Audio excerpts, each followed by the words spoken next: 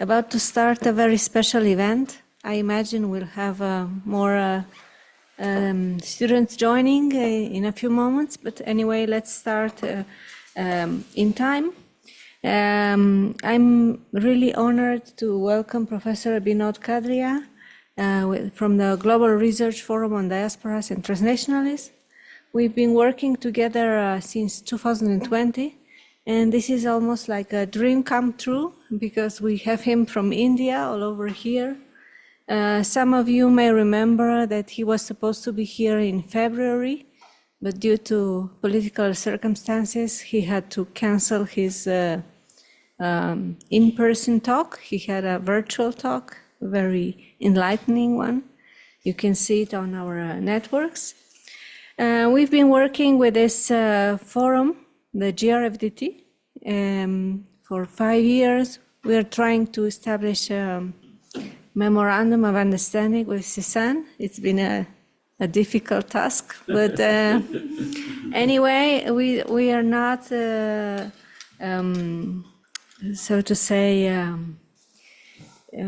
we've been working despite this this difficult task of having an official collaboration.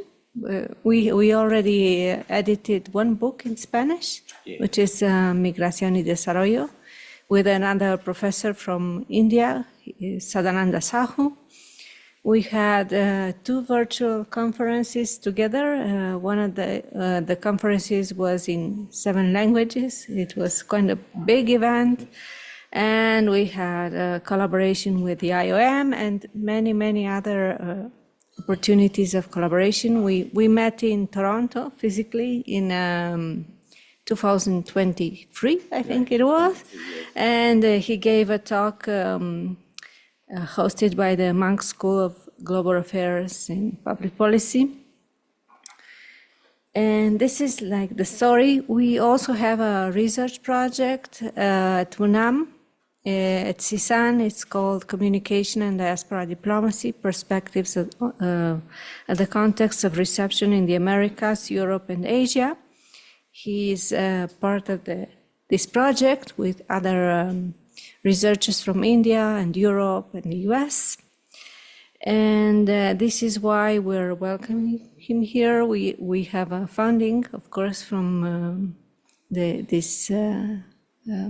our UNAM and the GAPA. It's called this PAPIIT project. And I won't say more for now. I will pass the floor to Juan Carlos Barón Pastor. It's his first event as a new director of CISAN. So please go ahead if you want to say a few words. Muchas gracias, Camelia. Very welcome, Professor BINOD KHADRIA. Very welcome to our visitors. I will speak in Spanish. Muchísimas gracias por estar aquí. Es para mí un gusto que esta sea la primera actividad académica e internacional de esta administración, así que pues es para mí algo pues muy importante. Muchísimas gracias a Camelia y al proyecto PAPIIT, que no me sé el nombre de memoria, pero pero bueno, pues este proyecto PAPIIT es importante, muy importante. Ayer el coordinador de Humanidades nos señaló, nos resaltó que las actividades relacionadas con la migración tendrían que tener una especial relevancia durante este periodo, así que con muchísimo gusto le vamos a hacer caso. Y pues bueno, eso principalmente, darles la bienvenida, agradecerles que estén aquí en esta mañana. También agradecer a mi querida Silvia Núñez, exdirectora del CISAN, actriz importante de esta situación. Es algo que ha sido, pues bueno, la larga historia de trabajo académico entre Silvia y BINOD ha sido importante también para poder ir estrechando los lazos del CISAN. Entonces, pues bueno, estoy muy contento que esta historia continúe. Ahora voy otra vez a cambiar al inglés, disculpen. So thank you very much, Professor, for being here. It's very important for us to have these discussions in this center. We are really, well, as you perfectly know, we are in a historical moment about a lot of factors related to migration. One of those will be how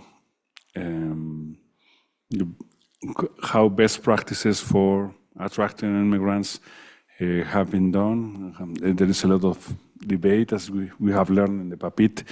There is a very good debate about what to do with this. So, and also we learn from your conference, your great conference at the Congress at CISAN. So we are very, very happy to be here. I'm very sorry that I have to just introduce this session and leave for all the things that now are waiting for me as head of the school of the center, but I really wanted to let you know that I'm very happy that you are here. I'm very happy that Camelia is achieving all these aims, and please, let's keep working together the much we can, please.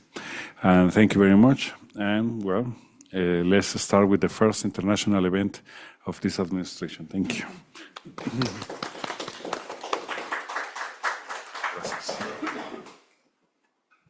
I think Sylvia will briefly read your bio, and now we can But start. before that, before the director leaves, I would like to say just a few words, because I could understand a little bit of what you said in Spanish, but my wife, who is with me, Nandita, she is getting better in Spanish, so I'm sure she's going to whisper in my ear in the evening what all you said.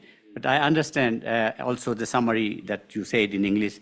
I very much appreciate all the honor that you have extended to me today, and I can very well appreciate the administrative responsibilities that are there, which is taking you away from us. But I'm sure this is a beginning, and we'll continue to have this dialogue. Thank you so much. Thank you very much.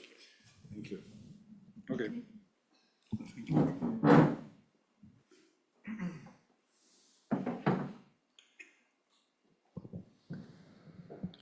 Well, good morning, everyone. I am really honored to be here this morning. I don't know if I should begin in Spanish, Hindi, or English, but let me just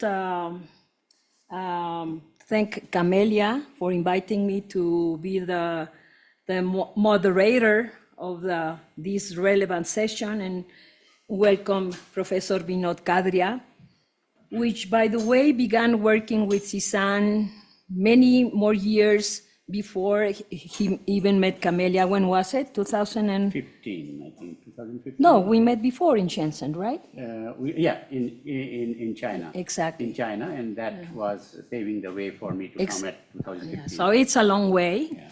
And so this experience with Professor BINOD KHADRIA has been a very long, and strong time for me. Let me tell you that, as Foucault has mentioned, this is a long duration story. And fortunately, he was able to make it to Mexico at the very best moment, because today, as the new director said, you came in a very joyous moment. It was not in the middle of a Trump storm against migrants in the United States.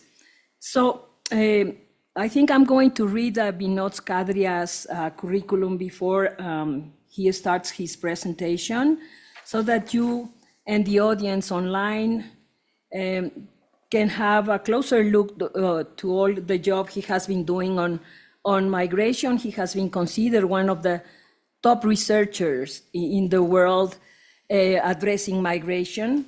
But he's not only very fully knowledgeable about the issue, but truly passionate towards these migration and refugee topics that, as you know, are absolutely relevant in current times. Entonces paso al español. El profesor BINOD KHADRIA es actualmente jubilado de la Universidad Jawaharlal Nehru de Nueva Delhi, India. Es el que preside en la actualidad el grupo de expertos del Global Research Forum on Diaspora and Transnationalism.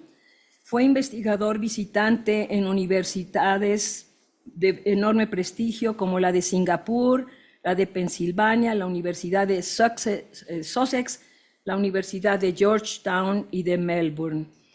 Fue distinguido con varias becas, entre las cuales se cuenta la beca Times en Teen Murti, la Fulbright para hacer estancias en Boston y Toronto Metropolitan University. Ha fungido también como presidente del Indian Council for Cultural Relations en la Universidad de Rutgers. Y entre sus publicaciones está The Migration of Knowledge Workers, India Migration Report 2009 and 2012, and Europe and Back. Y otra más, Sage, que le rinde un homenaje en una obra titulada Development Outlook of Education and Migration, publicado por Springer. So, BINOD, I think it's the right time for the big star to start talking, and he's going to talk about something that when I was reading the title, I said, well, I wonder how many students from UNAM will understand what the meaning of this very long title. But I knew that the ones who are into migration knew perfectly well what he was trying to express with this very long title. Reads as follows: when second best choices in theory could be better than the best practices in attracting talent. So the floor is yours, Professor, and come back very soon to Mexico. We would love to have you here for a longer time. Okay. This is working? Yes. Yeah. Thank you, Professor Silvia Nunes. I always call her Silvia, my dear friend. And as she mentioned, we first time met in China at the Metropolis spring meeting. And at that time, Silvia was busy organizing the Metropolis annual conference in 2015 to be hosted by UNAM here. And I was pleasantly surprised by Silvia's response to what I spoke at the spring meeting. First thing that she said, "You are coming to Mexico." That was the kind of greetings that I was welcomed with. And then we became the best of friends. Not only myself, there were others who also joined, people of Chinese origin, people of Australian origin, and so on. That's a long story, which perhaps over time we'll have opportunities of sharing with each other. And then came Camelia as a member, as a vice president of the organization, which she has collaborated with, called GRFDT, Global Research Forum on Diaspora and Transnationalism. I've been very lucky to have people like Camelia who are completely devoted to academics and inspiring not only my colleagues, but also young students. So this is an opportunity that I'm going to address to colleagues as well as to students. And that's why it's a long title that explains what I'm going to share with you. When second best choices in theory would be better than the best practice in attracting talent. And I took the liberty of adding the subtitle, which even Camelia did not know till yesterday. This is to provide the context in which I'm going to talk about, because this is all about policies of migration. And policies of migration has two parts, as you all know: policy of immigration and policy of emigration, out migration and in migration. So this is more to do with immigration policies in the Gulf countries, but it cannot stand alone. It has to match with the immigration policy of the countries of origin from where people are coming. Now, you all know that when we discuss policy, policy actually sits in the middle. Prior to policy, there is theory. As university, members of university or academia, I think our engagement is much more with theory. And then we try to make recommendations to policymakers, the legislators. We are academia and the legislators come there, and then comes the practices which are implemented by the bureaucrats, by the bureaucracy and diplomacy and so on. So this is the context in which I would like to focus on theory and how this is relevant today in terms of transitions in countries of destination, which are attracting talent and are competing with each other in the world. Now, Gulf countries, as you all know, are basically attracting low-skilled and medium-skilled people or workers or other people, what we call human capital as a generic term. But there is a transition in terms of the Vision 2030 that most of the countries are trying to put in place following the Sustainable Development Goals. The Sustainable Development Goals came in 2015, right at the moment when I was speaking in Metropolis 2015, and we were highly disappointed because the SDGs 17 goals did not have migration as one of the goals. And that's a long story. I'm not going into the details of that. So in that context, if countries like Gulf countries, how do we move this? Arrow. Okay, if we look at, this is one of the very well-known graphs, and there's nothing new about it in terms of bilateral migration corridors and the rankings that United Nations and IOM presents in their annual reports every time.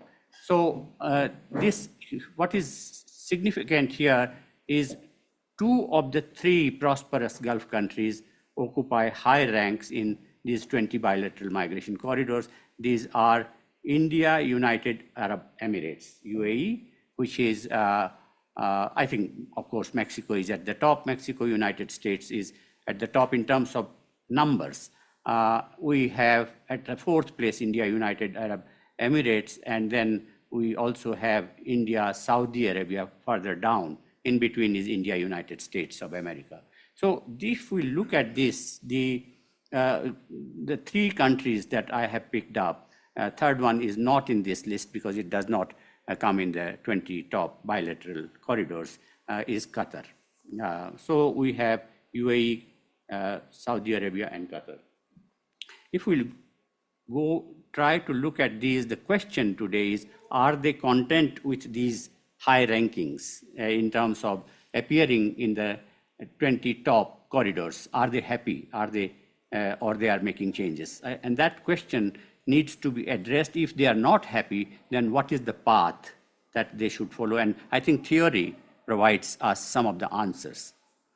So with high expectation reflected in their Vision 2030 policy documents, the 3 oil exporting Gulf countries, that is UAE, Saudi Arabia, and Qatar, are entering a paradigm shift for newer flows comprising the highly skilled and the talented. Until now, from the phenomenon of the mid-1970s, oil phenomenon, when they started attracting low-skilled and medium-skilled people from across the world, mainly from Asia, to build the infrastructure, that is now facing a paradigm shift in terms of changing to becoming a destination to highly skilled. But can it be done? What should be the strategy? So they are on the brink of entering a battleground. I call it a battleground where the existing demand-driven policies of the established destination countries, and which are these? USA, of course, is the final destination. Most countries have their own labor students and others migrating to USA finally, and then the next door neighbor, Canada. UK has been a traditional country.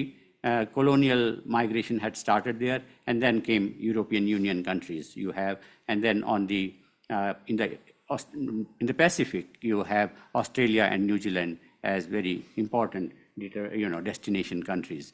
So these are called the global north. You know now that the terminology keep changing.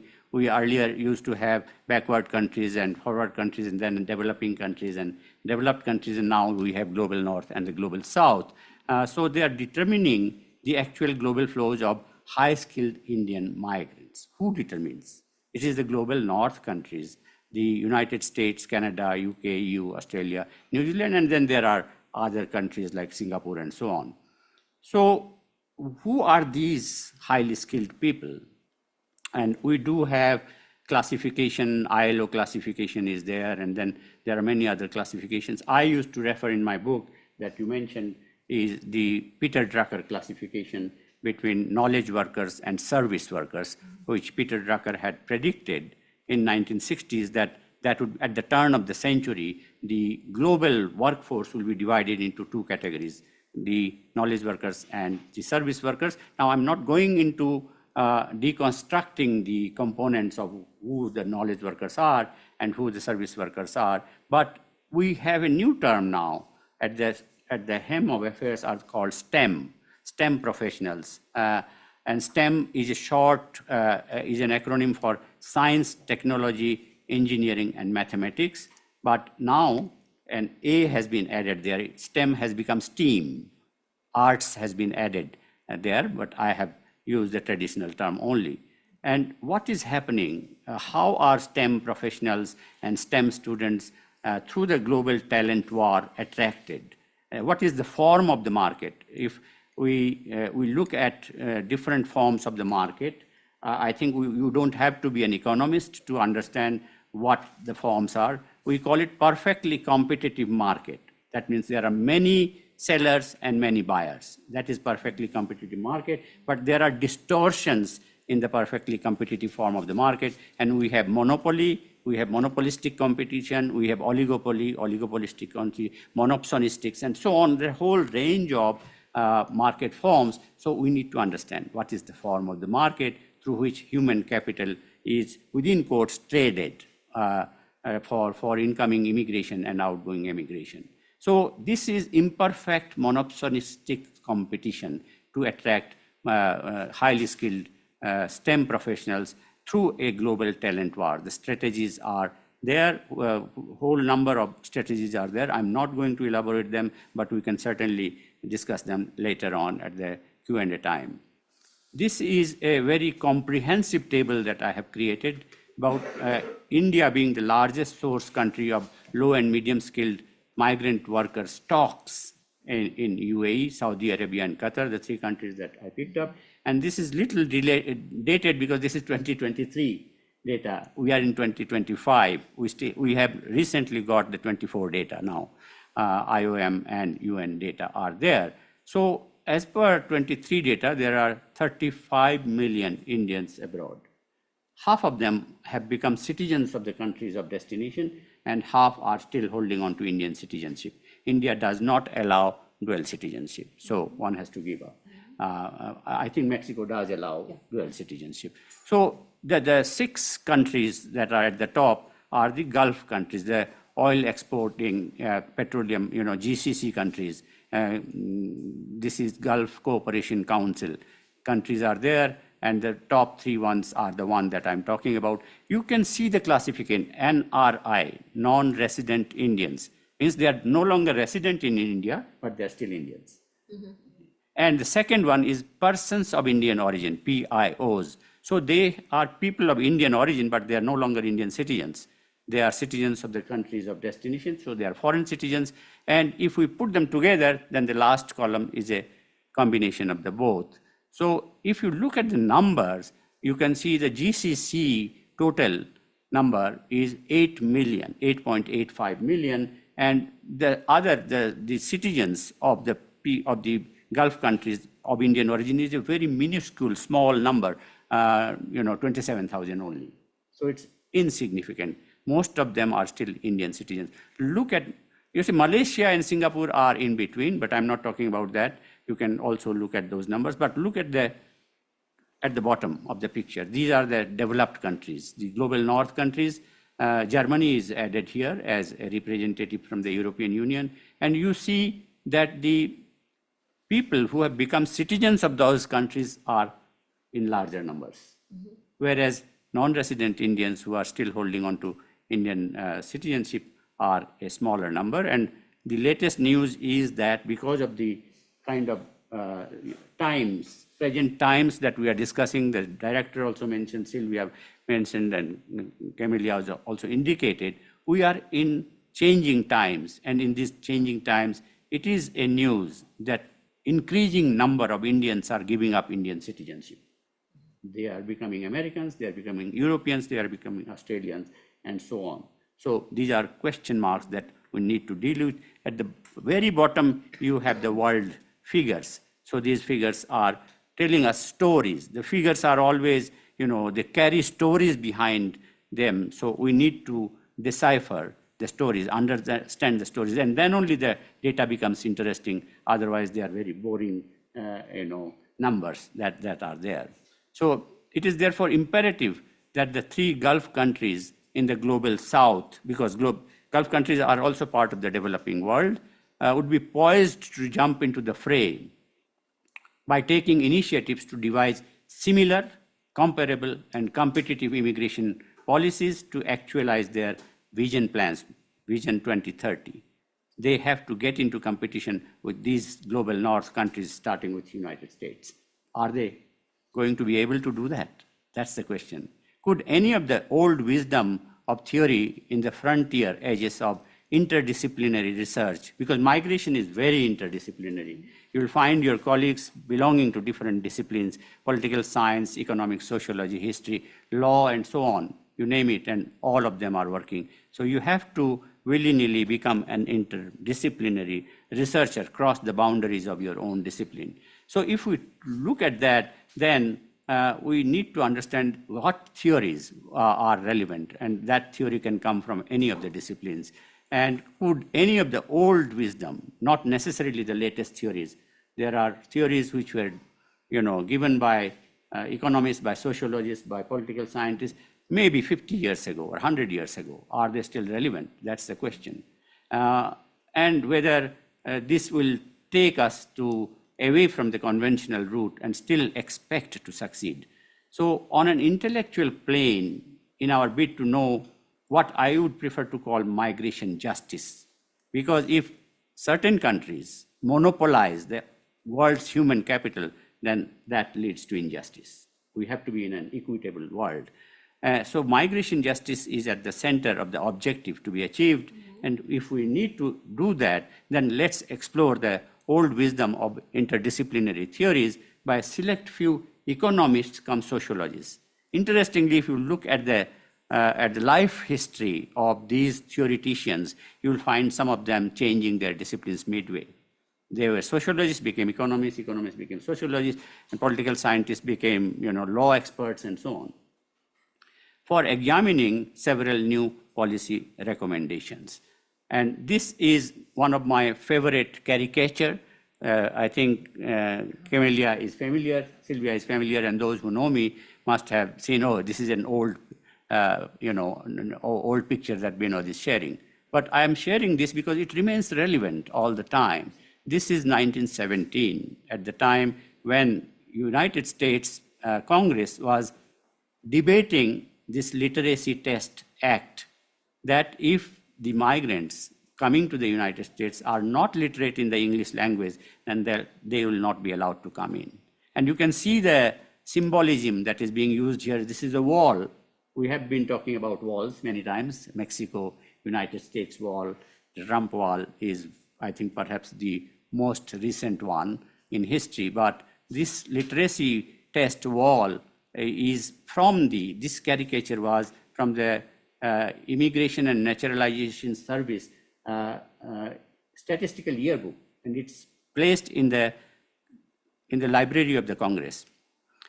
1917, it was being decided. Woodrow Wilson was the president of the United States at that time, and he tried to veto this this bill, which was stopping the illiterate people in English from coming to the United States. He vetoed it 3 times, but it was still passed. It became an act. And so mostly the Chinese, Indian, Fiji, and so on, people could not come. But there are ironies in history. Within 50 years, by 1968, you will find that America was flooded with Chinese, with Indians, all highly educated people. So from illiterates to highly educated, becoming highly educated immigrants in the United States. You can see that there's a flag there on the left-hand side called the land of the free, which is irony. It's no longer land of the free. And what irony it will be now that there is restrictions in coming to the United States or crossing the borders. So, and you can see the bayonets are nibs of pens, and the roof of the wall is inverted books and so on. And Uncle Sam is looking down upon the illiterate people, family standing there. We don't have time to go into illustrations of this kind, but it was basically to say that in history, the immigrants were illiterate, uneducated, unskilled, and so on, but nobody wants them. We find that the new policy would be expected to address migration drivers. Now the terminology that you will come across in migration governance discourse is drivers. What are the drivers of migration? And that's where we find the drivers at the different levels. At micro level, that is at the individual decision makers and families making decisions, their willingness, their aspirations, and of single person and their families. And then at the meso level are the institutions and their capabilities to absorb, to produce highly skilled people and to give them employment. That is the meso level. And finally, the macro level are the collective choice, social choice. Collective choice means we decide through our voting rights who will be our rulers and what are their policies. And that's at the macro level, and government on each side of the borders, immigration country and immigration country. These governments are important. So we need to divide our policy discourse at 3 levels: at the individual level, micro, institution level, meso, and macro level at the government. The supply side theories, and those who have started working on migration, they are very familiar with the pull-push theories. Pull-push theories, I don't have to elaborate at all. It does not require any restatement other than country examples. You can find which countries are having more push factors, which countries have pull factors, and so on. And so we don't have to go into that discussion. At the meso level, institutions of education in India and of employment within India are facing oligopolistic competition. Oligopoly means only few players. Few players means most of the other players are taken out of the competition. They are just excluded. That's where we find that the international labor market is full of competition now. And that's where we find both in the education sector and the employment sector. And this is multiplying the injustice of large-scale exclusion of population from education and employment within India. And so is, I think, in other countries, because they are becoming very expensive. To educate, people have to take loans and put their entire life at stake. They end up repaying the loans throughout their life. So you can see how expensive both education and employment is. And employment is full of corruption and other things. However, these will satisfy only the necessary conditions, because if we look at what conditions are necessary and what conditions are actually going to give us the results finally, they are called the sufficient conditions. Are these necessary conditions enough? They are not. We need sufficient conditions which are different. And for the 3 Gulf countries, are these enough to capitalize upon the given variables? And you have to identify your own variables depending upon which country you are picking up to do further research. If we look at, again, data, this is 2011 data. Why I'm sharing such old data is because you look at the 4 categories of histograms. They are all countries, more developed countries, less developed countries and least developed countries. And the comparison is between 2005 and 2011. Why 2005? Because the report of the GCM report, Global Commission for Migration, that Kofi Annan had launched in 2002 for 3 years, its report said both highly educated and low-skilled people are important for production. For production to take place, you cannot have only highly skilled people doing production of goods and services. You need also low-skilled people. And they said it is the division in immigration, the selectivity that the countries of destination are practicing is not actually rational, it is irrational. But every country, whether it is developed country, developing, least developed, less developed, every country ignored that report and had selective policies to attract, to welcome highly skilled and to exclude the low-skilled people. And you can see these in 2005 and 11, what had happened. Who were the highly skilled, talented Indians, and who will they be in the future? I'm just picking up some examples. One of the left top figure is the doctors, All India Institute of Medical Science. This is the top medical school in India, and its batches of its graduates from 1956 to 1980 batches, you can see 56% of those graduates are no longer in India. They've left India forever. It's a brain drain. And these are government-sponsored survey results. These are not cooked up data. This is true data, hard data. Similarly, if you look at engineering, then the most world-famous institutions are the Indian Institutes of Technology. And Indian Institute of Technology, you say 27%, Madras, Bombay 31%, IIT Delhi 23%. On an average, 25% of the graduates have left India, 1/4. 1 out of every 4. And quality-wise, they are the top ones. Number-wise, they may have proportion, but in terms of quality, they are the best graduates who have left the country. I'll come to IIT later on also, but let me give you how does it work, how did it work, how will it work. The migration stream, students go for education, some students stay on, and then returnees come back to their countries of origin. On the leftmost circle, you can see this. There's a percentage who stays on, and then there are professional immigrants who directly enter the labor market. And then if you phase 2, this first one was pre-1991 phase, and second phase is 1991 to 2001, and you can see the merging of the education market with the labor market. And categories of visas, new categories of visa, H-1B visa, which is very much under attack right now. There's a lot of cut in H-1B visas, and the industry is crying for getting them back, but the new government is not allowing this. H-1B is an American category. Phase 3 is 2001 to 2015, that is the Millennium Development Goal period. You find that more and more of education was connected with the labor market.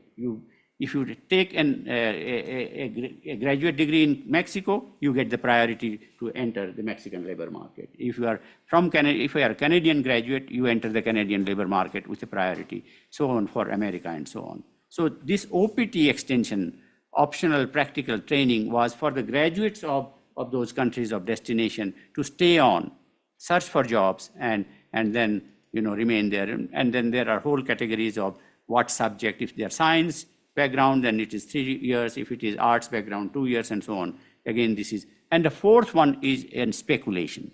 During the Sustainable Development Goal period 2030, when the vision documents are important, and you can see 6.4 million tertiary students worldwide. Again, 2023, that's the latest data I have. So you can see the topsy-turvy world of migration categories for entering the global labor market, and the pathways to a high-skilled diaspora making. Diaspora is actually permanent residents who get the citizenship of the countries of destination, and then diaspora is a contested term, started with the Jews, homeland, without a homeland, and now I think every category of migrants are counted under the diaspora. So if you have those diaspora, you have mainly 2 categories. The smaller circle, the country of origin at the top, and the smaller oval shape is temporary immigrants who come and go and return. But the larger one, permanent migration, you can see that they become permanent residents, and the smaller set from that becomes naturalized citizens, and then even a smaller set becomes dual citizens. Once they become dual citizens, they come and go. So this is the pathway to high-skill diaspora. In 2009, the EU adopted the blue card. These are all follow-up of the 9/11, 9/11 attack, and then what happened to the migration policy in the United States. It became very restrictive, and the European Union countries wanted to take advantage. And so it took them for a few years, because harmonization of European Union policies is a difficult task. There are so many members of the European Union, they don't agree on their policies, but they came to agree on blue card in 2009 and to compete against the green card, the US's permanent resident card. And Germany very recently prioritized Indian IT professionals from a quota of 20,000 engineers.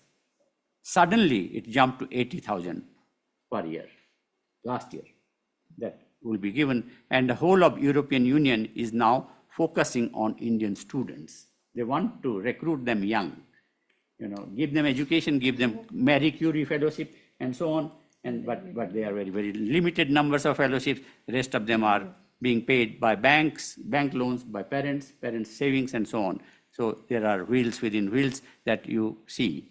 Alternatives facing the policymakers in the 3 Gulf countries are what to do. Now, one thing is very important. One small mistake that we often made, we mix up the data, flow data with stock data. We must know what is the flow data. Stock data are being presented by the United Nations year after year, but flow data we don't have. We don't have the flow data. For that you have to undertake surveys. And that's a difficult task. So who are these people? These are, for my purpose today, they are professionals, workers, and tertiary students. Workers means medium and low skilled workers. Professionals are high skilled, and then tertiary students are the professionals in the making. So these are the people that the 3 Gulf countries are putting their energy to recruit from abroad. So innovative policies, they have to have innovative policies. It's not automatic that they are thinking of innovative policies. Perhaps they are just thinking of imitating the policies that have been followed up by the global north countries, US, Canada, and so on. And addressing the drivers, as I said, all these policies are at 3 levels: micro, meso, and macro level. So this is what we have at the micro level. Attracting Indian individual migrants and their families are again well known. I'm not going into that. Meso level we need to discuss a bit, because we don't discuss institutional factors as much as we ought to do. And then, as I said, these are only necessary conditions. The sufficient conditions will be the determining steps taken by the destination countries at the macro level. And this is where these destination countries are totally ignorant. They do not know what priorities should be there. To win the game against the established players in the global north, they must avoid getting into the competition against them. And this is something that they don't do. They rather, confront the traditional destinations. Whatever they are doing, they want to compete them. But they are unable to do that. And that's why they should steer clear of that competition and come up with innovative policies. And that's where I think the term that I have used, the theory of the second best. The theory of the second best is available in the literature, but we never paid attention to this. We always concentrated on best practices, the so-called best practices. I have in my India migration report that you mentioned, 2009, deviated from that. I said we should also talk about bad practices. We cannot only have good practice guidelines. We must have bad practice guidelines to phase out the bad practices. We have to identify them first. But anyway, a theory of the second best, before going into that theory, let me just look at the Indian production of highly skilled people. IIT JEE, you see the term there. The JEE, IIT is Indian Institutes of Technology. JEE is Joint Entrance Examination all the IITs, there are now 23 IITs there. It started with 6 IITs, all set up through foreign collaboration to have highly industrialized development of India post-independence from 1960 onwards. But IITs became a gateway to come to the United States because of the Sputnik competition, the space race, and NASA and so on. The engineers turned into scientists, and that's why IITs became a gateway to United States. And that's why a neck-breaking competition, joint entrance examination. I'd like to read out something for you. In 2021, 900,000 students appeared for IIT joint entrance examination mains. There are 3 levels of examination: mains, advanced, and then final. Out of these, 142,000 qualified to take the joint entrance advanced examination, screened out rest. Of these 42,000 students, only 29% finally qualified for admission into one of the 23 IITs, but only 16,000 or 12% were ultimately offered a place. And this is, I'm quoting from an article which is titled, "Thousands Sit World's Toughest Entrance Examination." This is the title of for IIT. So you can see, you can similarly go for NEET and NEET, that is for medical entrance examination, and then for Indian Institute of Management, which is business schools. So you can see the kind of the level of competition that is happening and how many people are, screened out at this tough competition. So who are these leftovers? We always talk about those who have succeeded. We celebrate their success, but what about the failures? Who are the failures? The leftovers could be the potential highly skilled immigrants that the UAE, Qatar, and Kingdom of Saudi Arabia can focus upon. And these are the categories. If we look at the labor market of the migrant workers in UAE, they are mainly entrepreneurs. They are after entrepreneurs, business people, and so on. And then Qatar is famous for professionals, doctors, nurses, and so on. And then we have Saudi Arabia, which is going into after the managers. So this classification is there. Whatever specialization is there, the leftovers are there, not only in India, but in other countries also, where if they focus on that, they are going to steer clear of the competition, but they will still have the best and the brightest in the world. Same applies to other public examination-based screening devices, like this UPSC, Union Public Service Commission. These are the public servants, who they become diplomats, they become bureaucrats, and so on. I'm sure in Mexico also there is public examinations that your friends might be appearing. And then we have banks and insurance examination and financial sectors. So all of these are screening examinations, and we have the failures. These failures are not to be thrown out just like, dumped. They are equally good. Just because it's a limited number of employment available, we just celebrate the success. Then the question is, should the Gulf countries then rely on this theory of the second best, which was given by 2 persons, Richard Lipsey and Kevin Lancaster in 1958. Both are economists. Rather than what we have been following so far for best practices is by Pareto, Wilfredo Pareto, who wrote in 1906, this is more than 160 years ago, and optimality of the best practices. I'm not going to explain what Pareto optimality is. You can look at the Dictionary of Economics or Google it, you'll find it at your fingertips. Because the second rankers are no less talented human capital than the first best, rather they are more likely to have better social capital of interpersonal relations because they have tested failures. When we say failures are the pillars of success, what does that mean? It means that only, that they are better human beings. They are more accustomed to adjust with the world. They are not pompous people, That is what we find, that there is an advantage in the 3 Gulf countries focusing and targeting on the failures, on the second rankers, the second best ones. Tell me when the time is running out. Yeah. So their admission and education in the educational and training institutions. Who are these second rankers? Some of them are at the level of educational admissions, that they want further education. So who can give? Can the Gulf countries offer them education within India or outside India? That can be a possibility. Or in the Gulf countries itself, because all the Gulf countries are now having, from they are digressing from the oil economy to knowledge economy. They are having campuses. They are having American university campuses, British campuses, French university campuses, and their own campuses. So they are turning oil economy into knowledge economy, and they can be the future hubs of education.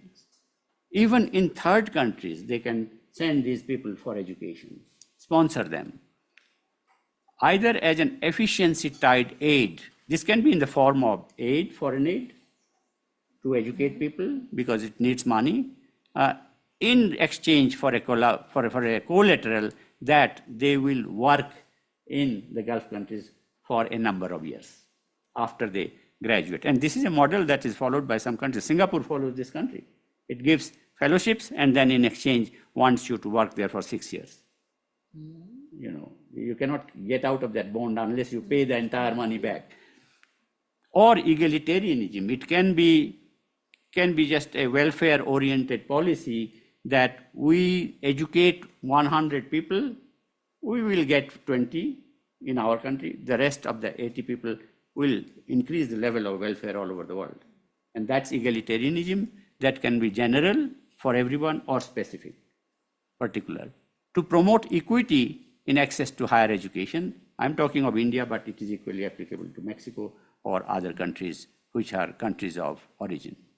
So externality effect is very important, that I put my money and my time into one activity, say vaccine, for example, vaccine generation. Now, the impact may be very widespread because people who will benefit from those vaccines are not only those who are getting the vaccine, but those who are also likely to be affected by the people, the carriers of those viruses. So, we have to take into account the externality. And for the employed, there could be, this is about the education sector, but we come to employment sector, new policies could be innovative in terms of, see, in the case of United States, vis-a-vis global South in India, Asia and so on, the time difference, 12 hours time difference was an added advantage. When America sleeps, India works. And when America gets up in the morning, they have the results, the diagnostic results, back office operations that are being done in India are available to the doctors right in the morning.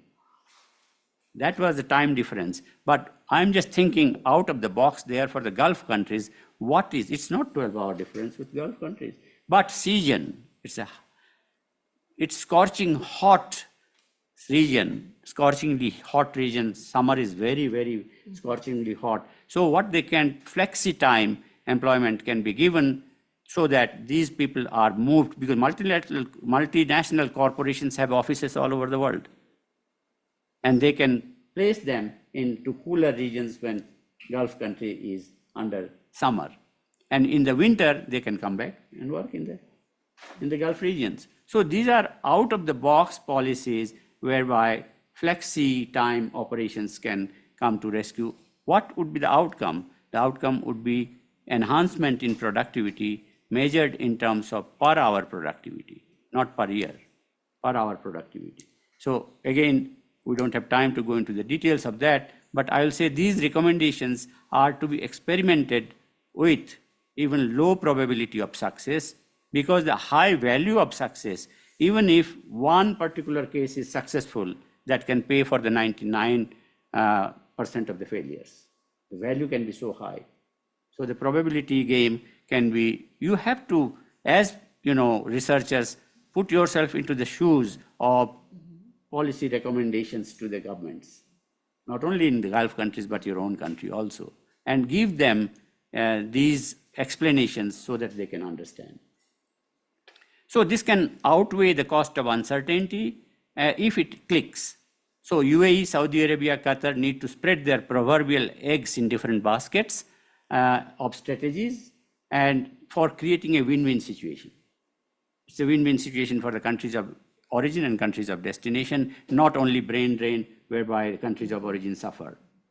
So that would be a new thing that the Gulf countries can offer. Now, what we have in place already, every year in countries like India, countries like Sri Lanka, Philippines, all the global South countries have something called education fairs, at least 4 times a year. And what are they giving? They are for enrollment of foreign students into American universities or British universities and so on. Now they give about 7% fellowships. The rest, 93%, are self-financing through bank loans, through parental savings, and so on. And so this is where the unfairness of the education fair lies. It's no longer fair. So this will, again, as I am repeating, that this will satisfy only the necessary condition. We need something more. And for the sufficient condition to be met, the 3 Gulf countries ought to address what I have often called the trinity of dynamic conflicts of interest. You see, if you are having a policy, you should not live in a fool's paradise that other countries are going to cooperate. They are not going to cooperate. There are conflicts of interest, and they are going to put barriers in your, on your way. So we have to look at the strategy in terms of what should we do immediately, right now, short term, immediate term, short term, after that short term, then medium run, then the long run. So time horizon has to be classified in terms of strategies and in terms of home countries, in terms of optimizing what is I call age, wage, and vintage. And those who have listened to me, maybe I'm talking about these age, wage, and vintage for maybe 15 years now. So this is important. Why I go on speaking even now is that this is very important consideration in the political economic game of maximizing one's own self-interest. We cannot live on philanthropy. We can do philanthropy at emergency times like COVID-19, but we cannot live on philanthropy forever. We have to maximize our own interest. That is called self-interest. And this is just a graph which says that if you look at age, wage, and vintage, age means the migrants are supposed to be younger people because their working period is very limited. So maybe they are best until the age of 35 or so. So from 25 to 35 age group, and you have demographic dividends. Different countries have their population estimates. India's demographic dividend will last till 2050. After that, aging will take place. And then we see that if these are younger people, then they are into temporary migration, temporary employment. Temporization of migration will take place. And that's what human rights activists are fighting against, that they should have rights, human rights, labor rights, as permanent workers are getting. Then we have wage. If they are younger people, then their wages are low. If they are temporary, then there are no perks, pensions, and other things are being offered. They are on a daily wage kind of thing, which cuts into the savings. Their savings are less because their wages are low, and if their savings are less, then remittances are going to be even less. So, because remittance is a function of savings. And then vintage is the knowledge accumulation. This is the latest generation of students who have the latest generation of knowledge in them, not my generation, not Sylvia's generation, or to people who are older generation. So there is this talent war, because to have technological edge, you need to have newer vintages of AI. I mean, can I handle AI? But maybe your generation can handle it better. So that's the future. We need to have student migration because we want to have an advantage over technology. In short, the Gulf countries need to target the younger workers in the age group of 20 to 35, the lower wage earning temporary contractual workers without perks and pensions. America may be offering perks and pensions. Gulf will say we are not offering. That's deviating from the beaten path. The latest vintage of students for acquiring their embodied frontier knowledge as future workers, and that's where the real competition lies.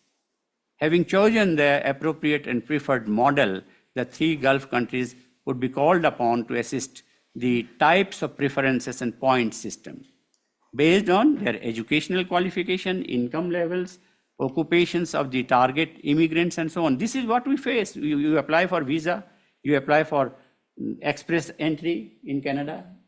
They are going to ask you, what is your educational qualification? What is the income level? What kind of salaries you are expecting, you are eligible to get? And then, of course, your occupation. Particular countries are short in certain occupations, and they will give priority to them.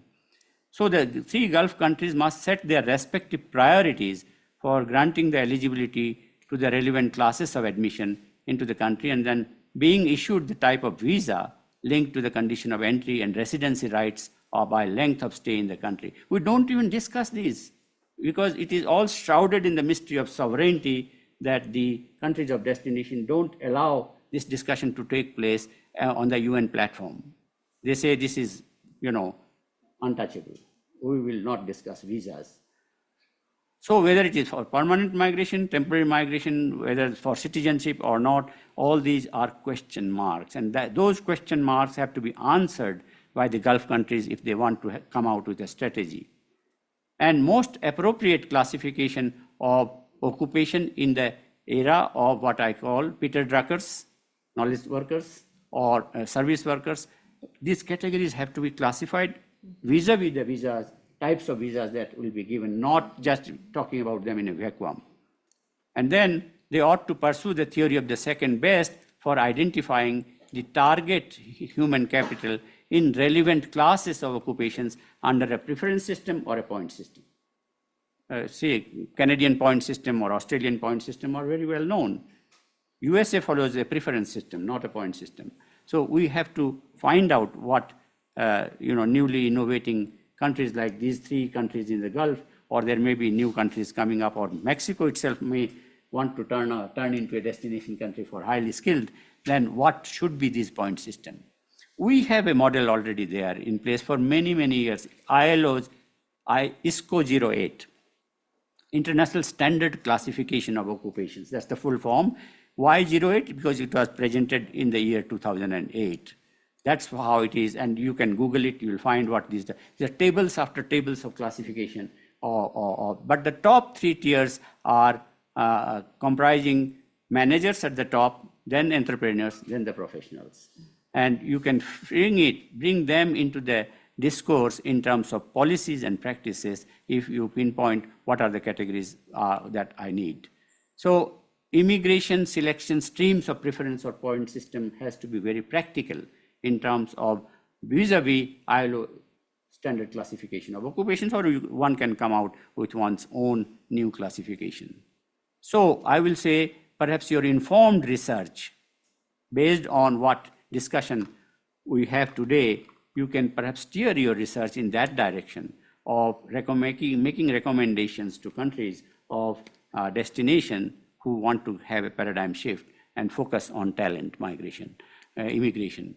And global legislation, global governance discourse must be steered towards that.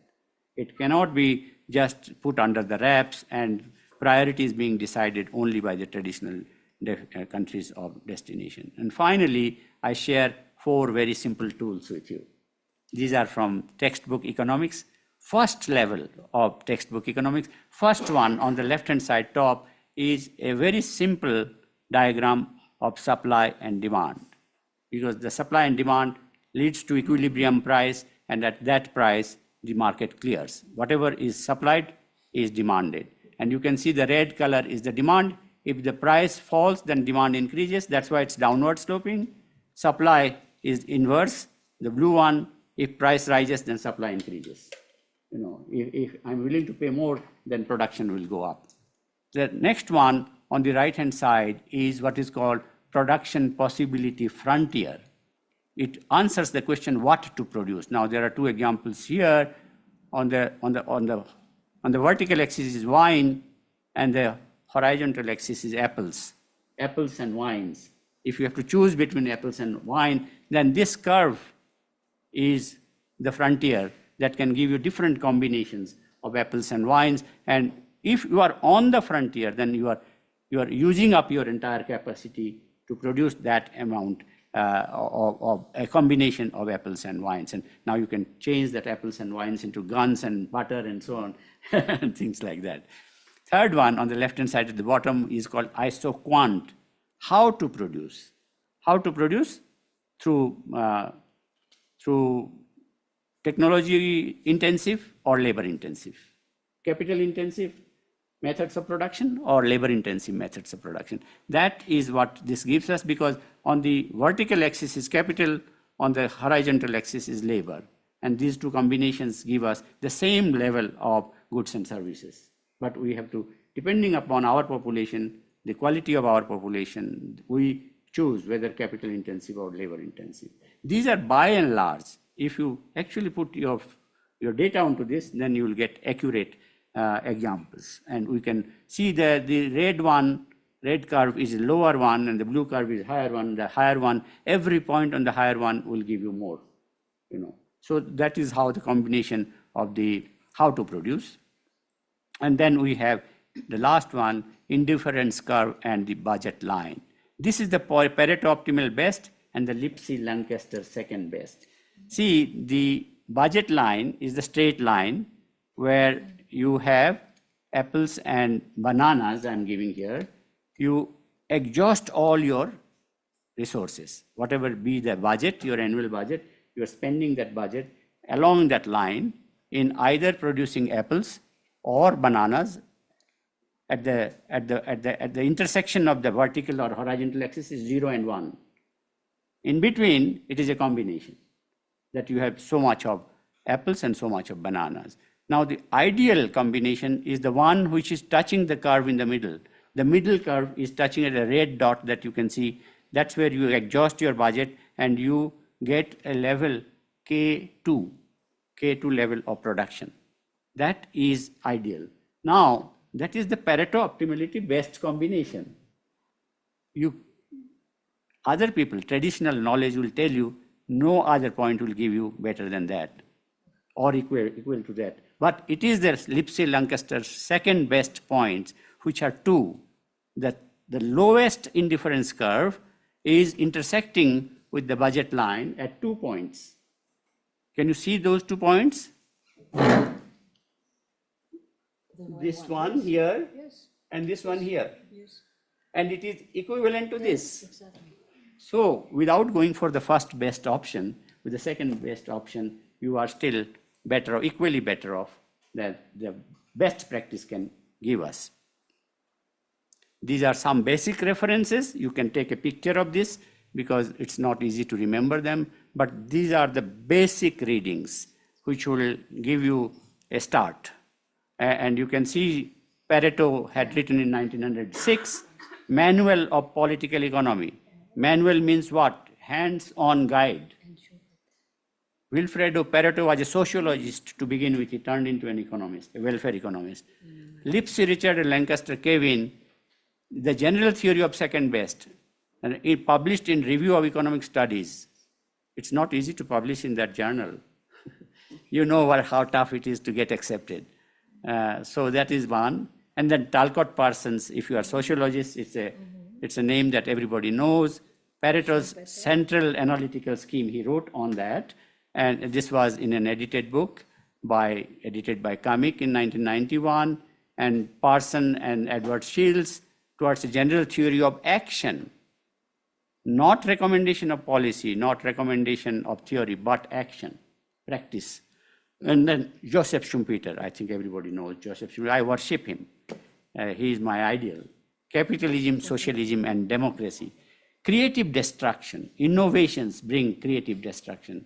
Innovation is a creative destruction. We give up old technology, bring new ones. That's what Schumpeter talked about. And he said, this is the job of the entrepreneur. When we have 4 factors of production, land, labor, capital, and entrepreneurs, the last role, entrepreneur, is creative destruction. That's what Joseph Schumpeter had written, and I think you'll enjoy those writings. Like it reads like novels. Amartya Sen, he is a Nobel laureate from my own country, worked on welfare economics. And look at the title of this article called Rational Fools. You know, can fools be rational? You know, so what looks like a foolish recommendation will actually be rational. That's what you will find in this. It's a critique of the behavioral foundations of economic theory. And that's what your ideal should be, to question the existing knowledge. Don't take it for granted.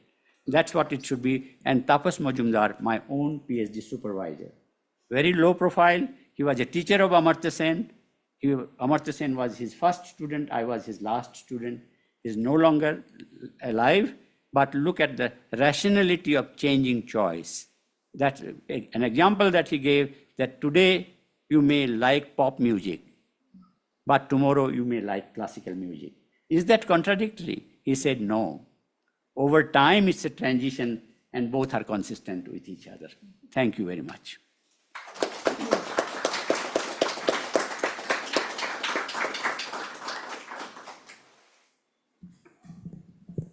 Thank you very much, BINOD, for this an in-depth presentation of one of the topics that should concern us all in current times.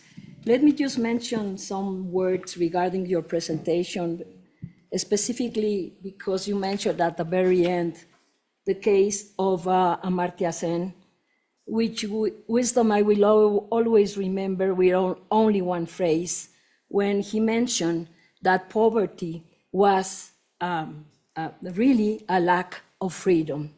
So I kept thinking all along your presentation, if all these people, the talented ones and the non-talented, really experience freedom when they commit themselves to find ways to migrate. That would be one of the questions that I would keep in my mind.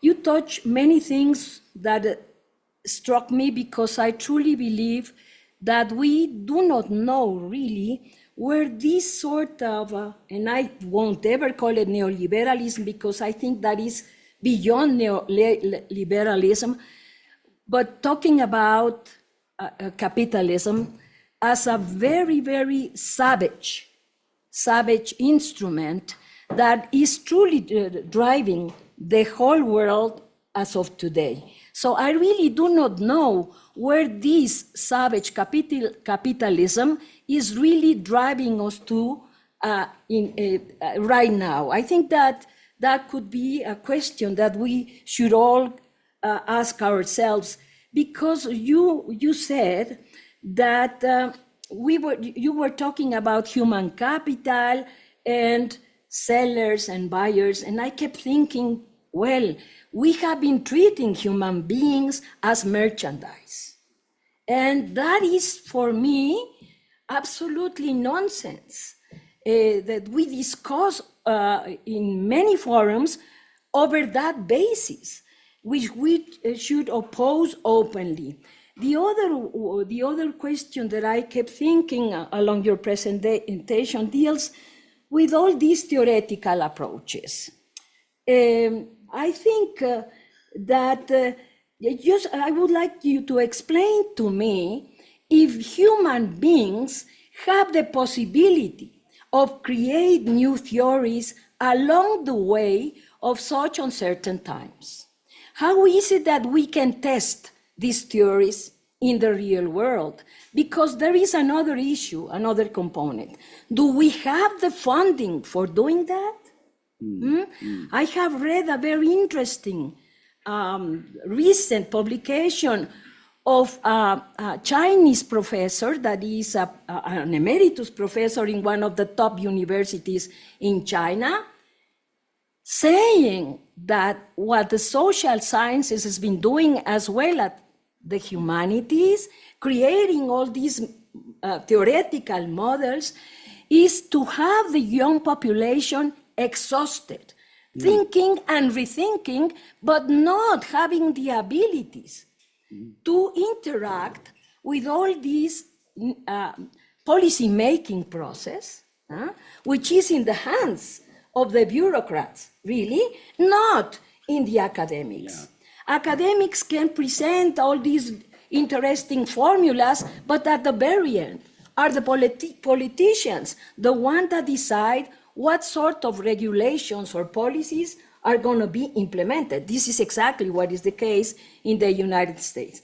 So other of the issues that you mentioned, I wanted to ask you if there is a direct relationship between the very tough selection examination processes that you mentioned, the leftovers. Oh my God, that word is, that is exactly what is going on with millions and millions of human beings being left as my mind was running crazy about thinking about the refugee camps all over Africa, what is going on in Palestine and so on. So anyway, if there is do you think that there is a direct relation between these examinations and also the selective policies we have in each country to decide who are the deserving ones vis-a-vis the undeserving ones?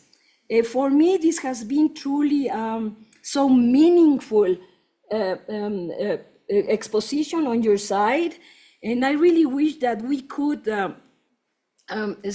work on this trend with the young generations to see what they are thinking about themselves and how do they see themselves in this very challenging and uncertain scenario. When I have nothing else to say but to mention that I feel so privileged that every time I'm sitting right beside you, I learn more about not academics, but what life means in itself and survival. So thank you, Camelia, for inviting me. And now the floor is for all of you.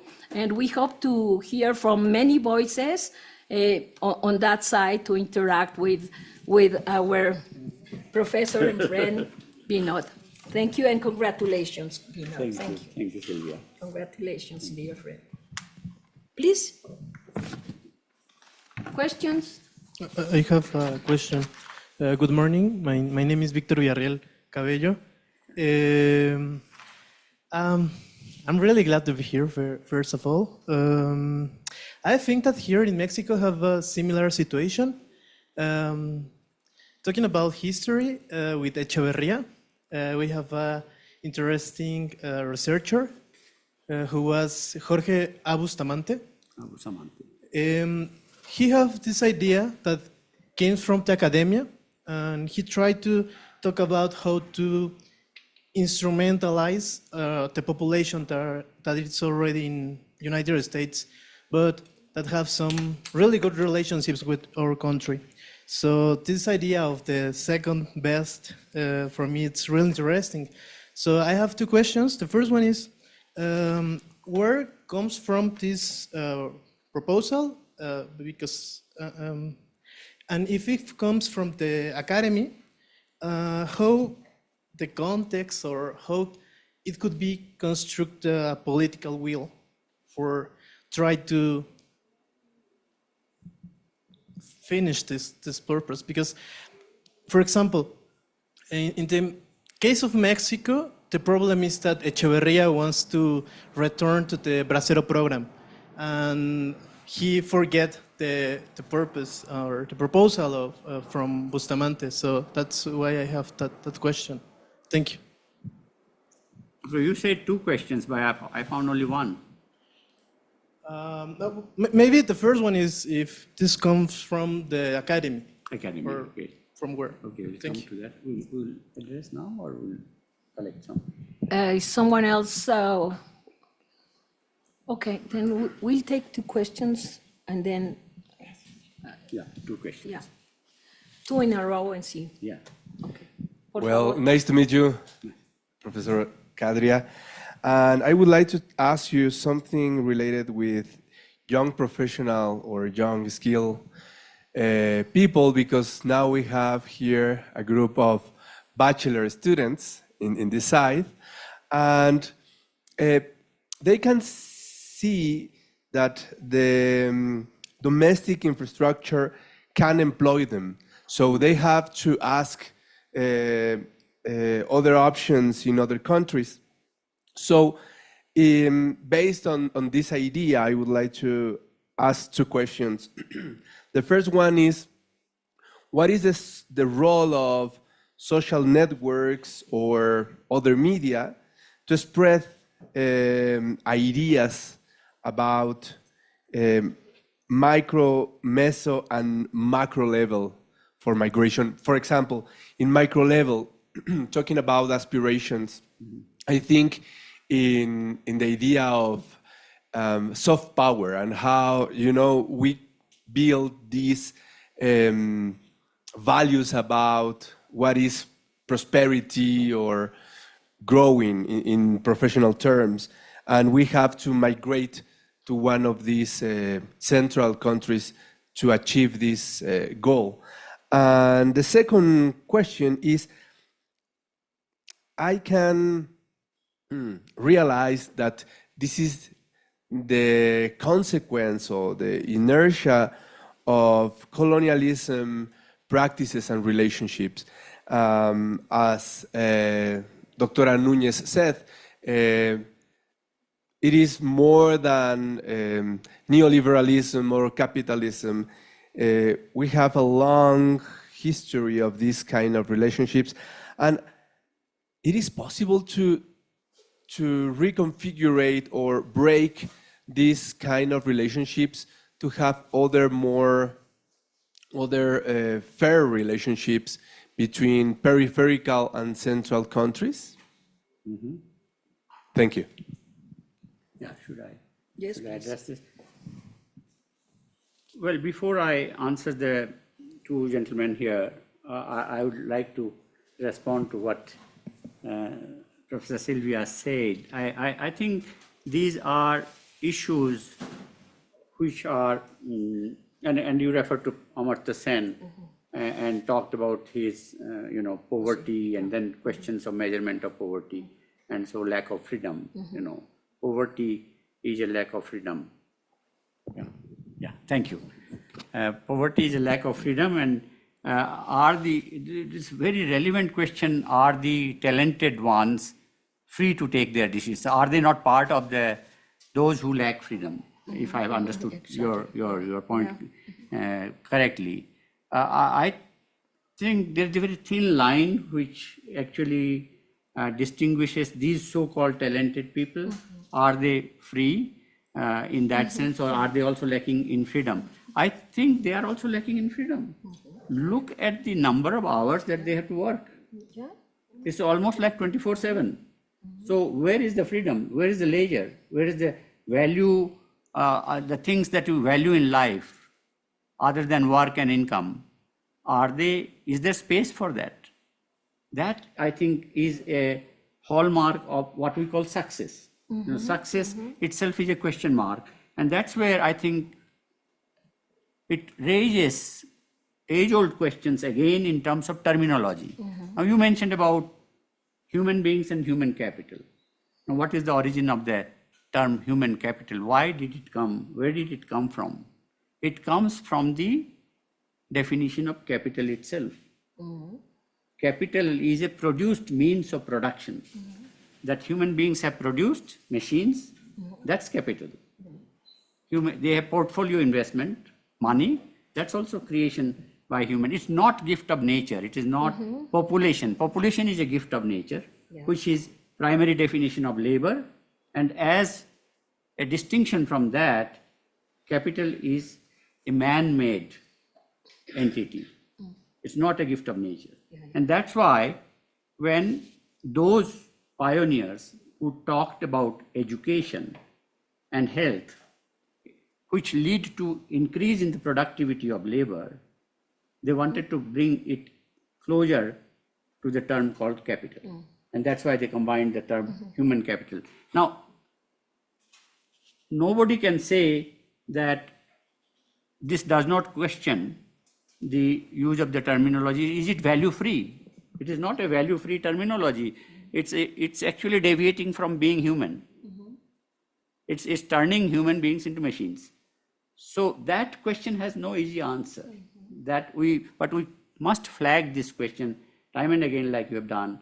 We have to keep on raising this question because values, there has been an erosion of values over time, and that is continuing. This is the rat race. We are engaging in the rat race, and our younger generation are also being pushed into that rat race. And what is the implication of that? The implication of that is on the mental health. We are not even discussing mental health. We discuss physical health. So these are going into those directions which are not properly questioned and not to talk about finding answers. So I will say, and second important point that you have mentioned is funding. It is the funding which steers what direction the research will go in, what will get the priority. Funding is an issue which is extremely, extremely important. You withdraw climate change, for example. There is a wholesale withdrawal of funding from the climate change issue. It will kill the discourse. So that is at the center of whatever we discuss, whatever in terms of we promote, what politicians or our legislators bring in terms of policy bills, new bills, is not value free. It's dictated by the priorities of the political party to which they belong, and that may be right wing, that may be neoliberalist, and so on. And then bureaucrats are the ones that put them into practice because they are a rent-seeking society. The bureaucracy has its own self-interest to be fulfilled, and people like Anne Kruger or Jagdish Bhagwati and so on, if you Google their names, you'll find a whole lot of literature on what is called the rent-seeking society. Yeah. The rent is what? Rent is not a contribution of labor. It is an income which is generated by shortage. By the shortage of housing, that's why rents go up. It's not because a particular house of this generation is better than the other house. So we can go on discussing these questions, and same thing applies to the examination, the competition that takes place in it's people. There are, in India, there is this whole movement of preparing the students for taking this examination. There's a whole industry, coaching industry, tutoring industry, which has defined in terms of growth of new cities, which is the entire city is specialized in coaching. Yeah, there are films being made on them, and that has led to suicides by the children, because they cannot take the pressure, which comes from the families, which comes friends, and so on, from the teachers and so on. So these are questions that we must keep on asking, even if we do not have immediate answers. And that's very important, and that's why terminology like leftovers, which are questions. Refugee camps. Refugees is a very, very relevant, simile that you have given. Who are refugees? They are refused something. That's very important. So I think I'll leave it at that for raising very pertinent points, which adds to today's discussion. And then now I come to the two questions that have been Mexico's history. You have mentioned Abu Samante, who come from the academia and so on, and you mentioned about second Bracero program. You mentioned particularly in United States, which is very, very relevant for the labor migrants from the from Mexico, which is just next door persons. And it has its own challenges. Mexico has its own challenges in terms of migration questions vis-a-vis the United States, because United States is the ultimate labor market where for the entire world, everybody wants to come to the United States. And Mexico, being just next door neighbor, supplies the essential labor. Who does the 3D work in United States? Large proportions of the Mexican population does the 3D work in America. What is called the dirty, dangerous, and difficult work. So these are issues where we do not have immediate answers, but we need to flag them over and over again. And the second question you mentioned about young professionals in terms of bachelor students attending this. And taking home? What message can they take home from this kind of a discussion? I think it is whether to choose a domestic labor market or to look at the global labor market, move out of these. And that's where they have to, you mentioned two aspirations, micro level aspirations in terms of your preferences, what would you like to do, and then whether the meso level institutions are fulfilling that or not, and what government policies. So soft power, we don't even discuss about soft power. We just mention it and then that's the end of it. India is called soft power because it does yoga and all these things and music and this and, the Indian food. And so these are soft power. These are elements of soft power. If people are happy, that is the contribution of the soft power. We are not even counting happiness. Gross domestic product is counted in terms of money. And how it grows is counted as we are doing better. But there is one country, Bhutan. Have you heard of Bhutan? Yes, because of the Gross happiness index. So we may laugh, we may smile, give a smile and say, it's very serious. It's very serious, exactly. So that is what is, your question indicates that, and we need to have this discussion even outside this room with your colleagues, with your, fellow beings and so on. So that's very important. And then otherwise, we will have a tendency of history repeating itself. So that I think is a question that has no immediate answers. I will only refer to, because I came to Mexico this time, thanks to GFMD being hosted by Colombia in Riohacha, a small town, which has the largest number of Venezuelan refugees. The venue of the GFMD was Barranquilla. But the president of Colombia suddenly decided to shift it to Riohacha, which is a very small town and not enough infrastructure, they were not able to host the people. And the conference took place in the National Library because they don't have a conference hall. And 80 people from the civil society organizations, they are the activists, human rights activists, 80 of them were invited. I was one of them. But at the last minute, the managers of the event said, we have seats for you, only 10 seats. Only 10 seats, because the infrastructure is not there. What we did, what the civil society organization did, they did not accept those 10 seats. They said only one person will go, make a statement, and not even sit. So this is in alignment with the slogan, with the motto that they came out with, 3 words: resist, regain, and realize. That is the motto. I don't have time to go into the details, but Louis, your son, who was talking to me on phone before I entered this room from Doha, from Doha, he mentioned having met an activist from an organization called MFA, Migrant Forum of Asia. The coordinator, you know him, William Goy. So William Goy was speaking there and Louis had listened to him. And I told him that this slogan is coined by William Goy and his organization. So I think we need to carry this further, because GFMD, Global Forum on Migration and Development, which is running 15th year, it may have no future next year. No country is willing to host. And now they are trying to negotiate with Brazil. Brazil says we have no resources, no money. And so it is an open question where the next Normally on the last day, the next host is announced, and the Troika, which is the present host, the past host, and the future host, all make a statement. This time there was no statement. So, there is a vacuum, and we must fill that vacuum by addressing these issues. So, if there are more questions. ¿Alguna otra pregunta? I have some questions. Yes, yeah, of course, Camelia.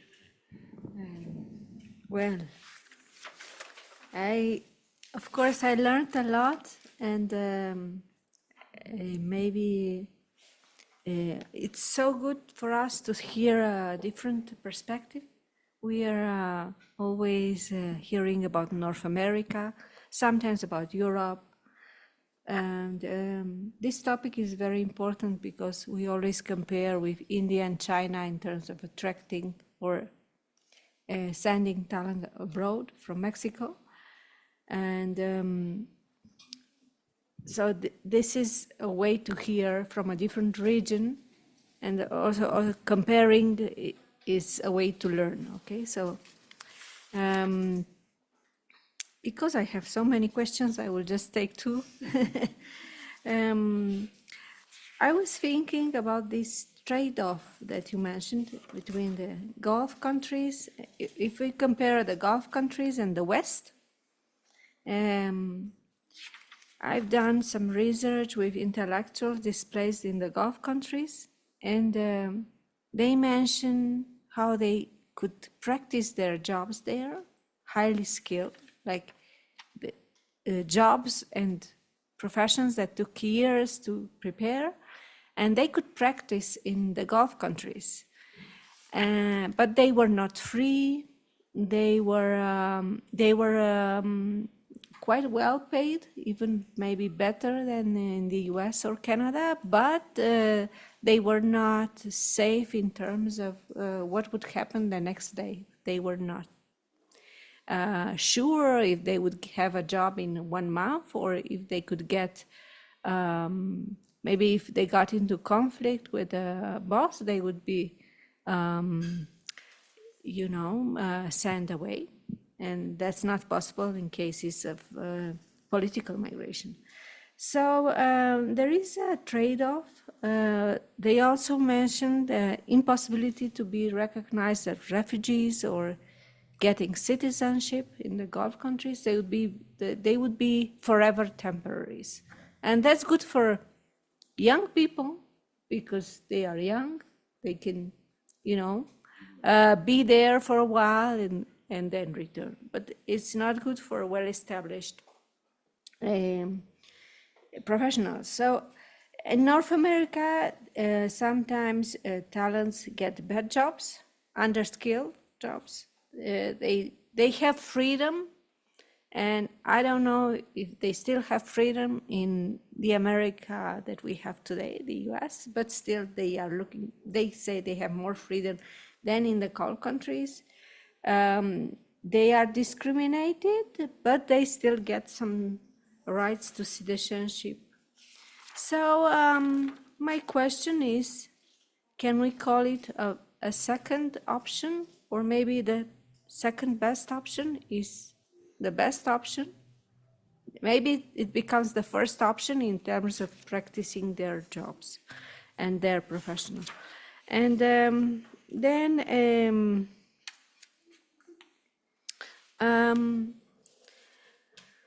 we hear so little about the Indian skilled migration and Indian migration in general that I wanted you to talk a little bit about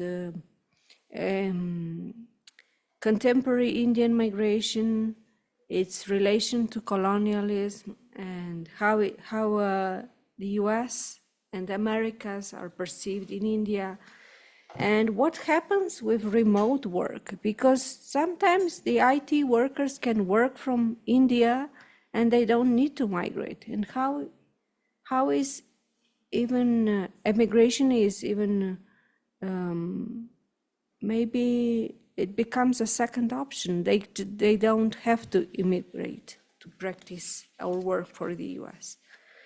And then the last one, the last question, you define diasporas in terms of those who get citizenship in the country of destination.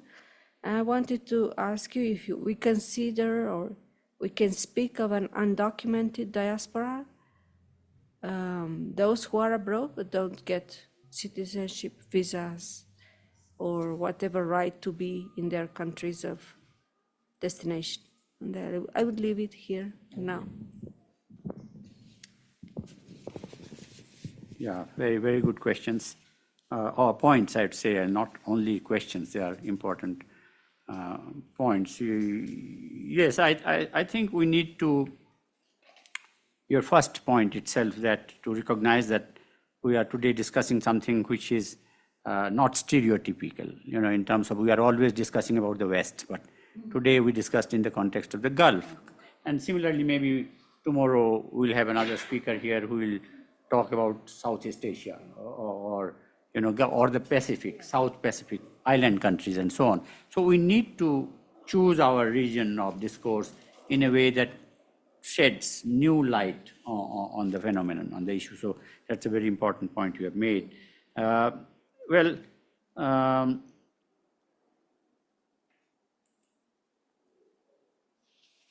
In terms of freedom that you mentioned, if the hierarchy within the meso level, the organizational level hierarchy, in terms of whether you are free to speak before your boss, speak up before your boss, or if you say something correct, but if it is not politically correct, then you may be thrown out of the job. You risk losing your job. That is unfreedom, that is called unfreedom. And those are, there's a whole variety, the whole range of, it's not a homogeneous world, and these things do not go documented. I always give the example that those who have traveled abroad, they have faced the immigration officer, and the immigration officer asks so many questions. Even this time when I came, what I was asked in Colombia, what I was asked in Mexico, or when I was coming out of Colombia, then also I was interviewed. There's a whole range why they ask, and I was discussing with you why they ask, and you told me about Mexico, Colombia, and South America, whole issue of the liabilities and the responsibilities given to the other country and how the information flows. Because the kind of questions that I was asked while coming out of Colombia, I thought they may be transmitting this to the immigration officers here in Mexico. So that the Mexican officer hardly spent 2 minutes with me and stamped my passport to come in. So I thought that maybe they have a prior information. So now the information technology that you mentioned, the information technology is so much predictive in terms of shortening the time. It's a time which is the main factor. Time is becoming shorter for doing this. So that's very important, and which way we are going, we don't know. Robotics and AI, and maybe we'll become a marginalized species in the world. Long back, I had watched a film called The Planet of the Apes. And some of you may have heard, and this was a science fiction, because they crossed time and space, the spaceship, and lands into a place where it is ruled by the apes, and human beings are the slaves. It was nowhere else. It was, they actually had fallen back on the earth itself, and the earth was ruled by the apes. But it was the USA, in fact. Yes. Outside New York. Yeah. So that is where it seems like reality is happening.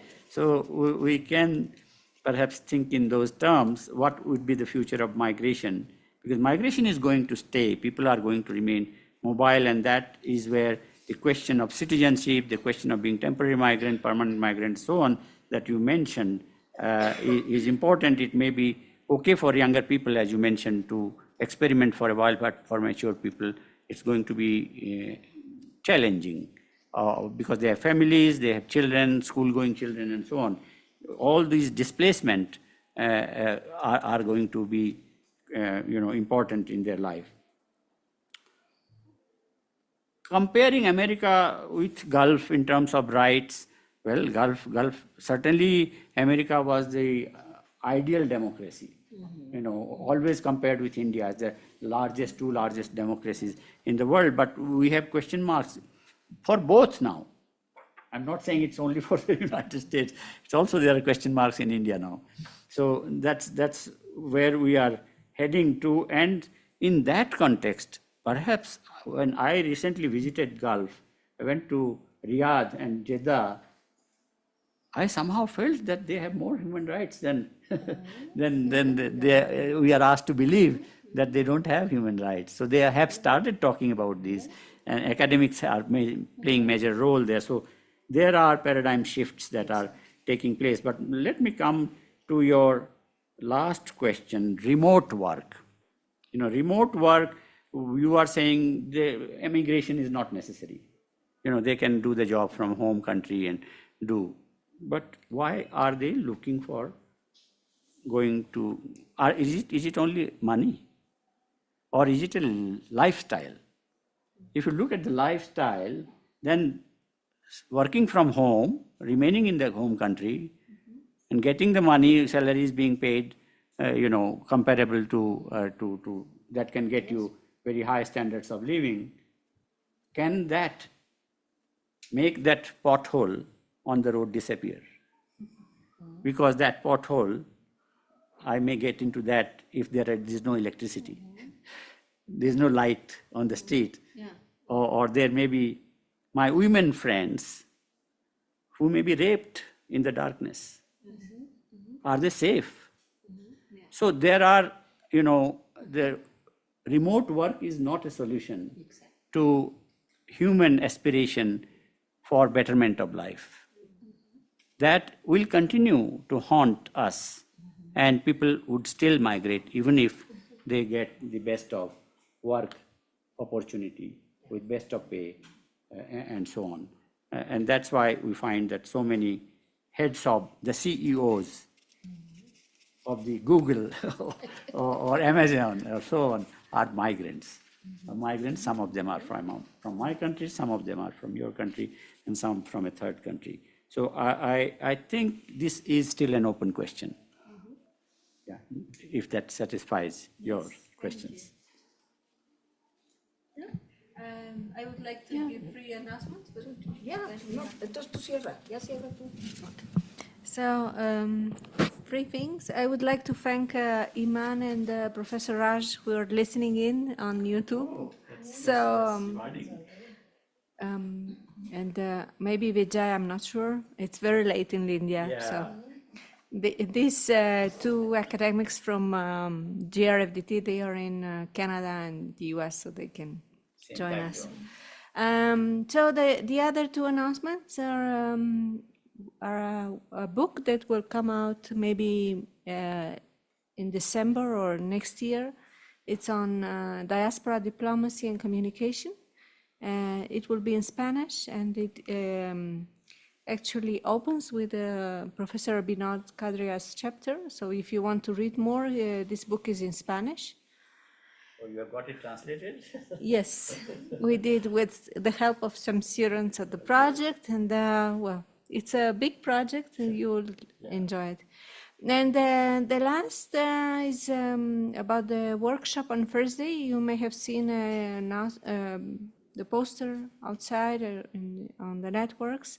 It will be here in this same room because of the strike that we have now at the Unidad de Posgrado. Okay, so please, if you want to come, please come here, and also send me an email to have your names. That session will be a little bit maybe smaller, like a class with PhD students. But anyway, I thank you for being here, and I thank Sylvia for being here. It's always so nice to learn from you too, and I'm very happy to have you. So I hope to see you on Thursday, and thank you so much. Un aplauso para Camelia y para el profesor.